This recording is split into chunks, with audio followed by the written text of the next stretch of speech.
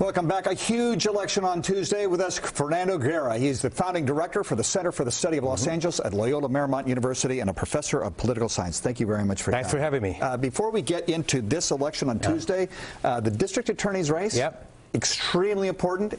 National consequences. It is the largest DA's office in the country. What happens here reverberates throughout the nation. If justice reform is to continue, it has to happen in the largest jurisdiction. The incumbent is being pushed to do more reform. The main challenger, Gascon, is really going to shake up the office if he were to win. It's going to be a tough race. I can't tell you who's going to win. It's very close, very important. A lot of people involved. Three names involved. You have the former public defender, Rossi. So it's unlikely we will have a clear winner. I mean, I wouldn't be surprised if someone ekes out 50%. This is not so if someone gets 50% plus one, they win. There is no runoff.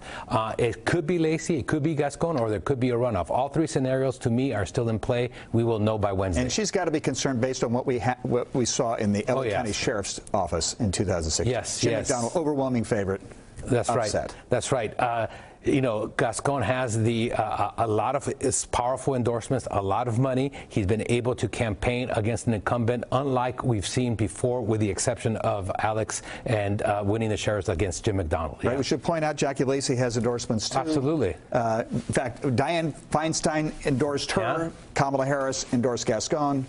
It's astonishing how many, just the split within the Democratic Party. Oh, yeah, but it also shows you where we are in L.A. and Democratic Party. Jackie Lacey is a liberal Democrat, yet the two opponents are attacking her from the left. It's a completely different county than we had 20 years ago. We're going into this election on Tuesday with a new voting system for the county of Los Angeles. And just to let people know, 1 out of every 4 votes out of California comes out of this county alone. You've studied it. Yes. Are there concerns? There's always concerns, but let me tell you that the old system was over 50 years old. It needed to be updated.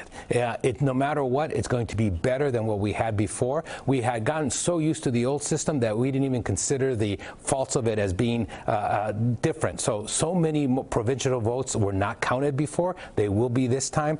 So many people who wanted to vote at the very end and register couldn't vote. Now you can vote on election day or even today, Sunday, and go register and vote at these voting centers. Incredibly revolutionary in terms of inclusiveness and your ability to vote. So you're upbeat about it? Oh, very upbeat about it. People are going to complain that it's different. We always do. Every time you get it's not just the system, it's where you go to vote. Correct.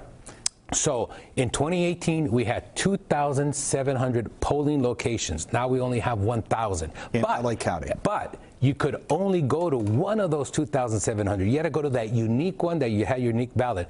Today, up to Tuesday, you can go to any of the 1,000 on your way to work, by work, when you go to shop, by dropping off the kid at school. Stop at anyone, they'll have your ballot. What percentage of voters are going to have actually cast a ballot before Election Day? By mail and in person? Yeah, it's tough to say because it's a new system. We have early voting. You can go right after this program. Don't leave before the program is over. You can go and vote at the same place that you would vote on Tuesday. And then we expect at least about 500,000 people to have voted before Tuesday, either through mail or early voting. The Sanders campaign did very well in the Nevada caucuses with the Latino vote. He's polling very well here. Yes. But is this the same kind of vote that you get out of Nevada? It's very similar. The Latino vote has transitioned California politics.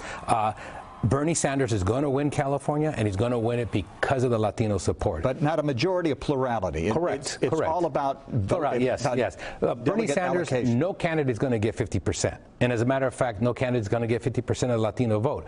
But over 40% of Latinos are going to vote for Sanders. Sanders will get probably over 30% of the statewide vote. And the reason he'll come in first for a large part and the majority that he has, or excuse me, the plurality, will be because of the Latino votes, just like what happened in Nevada. You have exit polling? Yes. How tough is that to do it when people are mailing in ballots? Yeah, no, it's tough to do, but what we're going to do is we're going to have 250 LMU students on Election Day at randomly selected voting centers asking voters as they exit to fill out a survey. We anticipate 2,000. So what we'll do is we'll tell you what the day of voters were, not the vote by mail. We can do that with a different survey. meld them together, and give the results. That's one of the largest exit sample in the country. Right. It is the largest per capita exit poll that will be done this year in America. Fernando Guerra of the Center for the Study of Los Angeles, thank you very much. No, thanks for having me. See you again. Yeah. Again, the race for district attorney as well as the California primary on Tuesday. I'm Conan. Nolan. Chuck Todd, host of Meet the Press, is at the top of the hour. See you next week.